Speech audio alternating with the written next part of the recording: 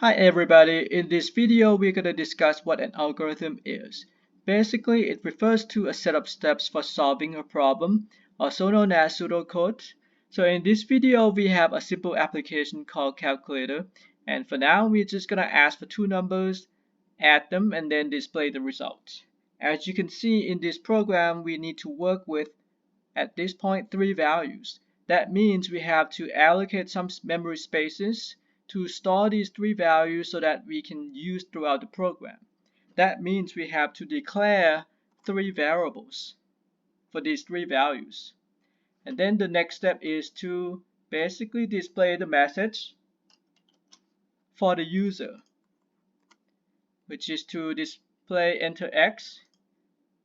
And then the next step is to basically ask the user to enter a number, and then we're going to assign that to the X variable. And then the next step is going to be similar. We're going to display enter Y, get a value from the user, and then store it into the Y variable. The next step is to actually do the calculation, and then we can display the results.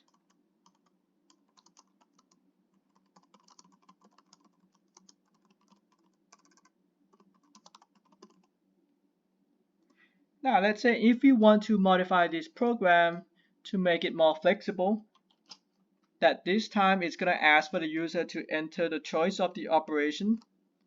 Let's say we're going to add that one question, enter an op or operator, which could be one of these four symbols. So first of all, we have to modify this algorithm right after we ask for the value to be stored into the Y variable. So we have to display that message.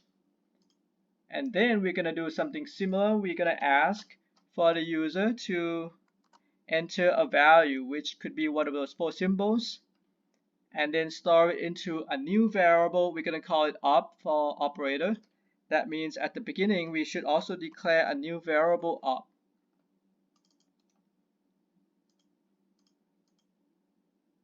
Now the next thing is we have to get rid of this because we're not just going to add the two numbers now. We have to use an if statement to control the structure or the flow of the program. We have to use four if statements that if it's the symbol plus, then you're going to add the two numbers. If it's minus, then you're going to subtract them, and so on. So as you can see, the OP variable can have only one value, which could be one of the four symbols. If it's plus, then it's just going to add the two numbers and then skip all these three remaining if statements.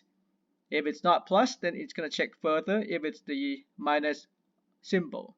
If not, going to keep checking further if it's the asterisk or the multiplication.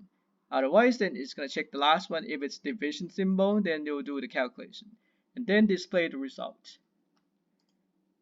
Now let's say if for some reason every single time when we run this program we want to run it 3 times. Okay, so that means you want to repeat this entire code for 3 times. That means you have to know the beginning of the loop, which should be right here, because you want to repeat everything starting from entering the X value. So that's the beginning of the loop. And the end should be the very end, just to end the loop. And that's it for this video.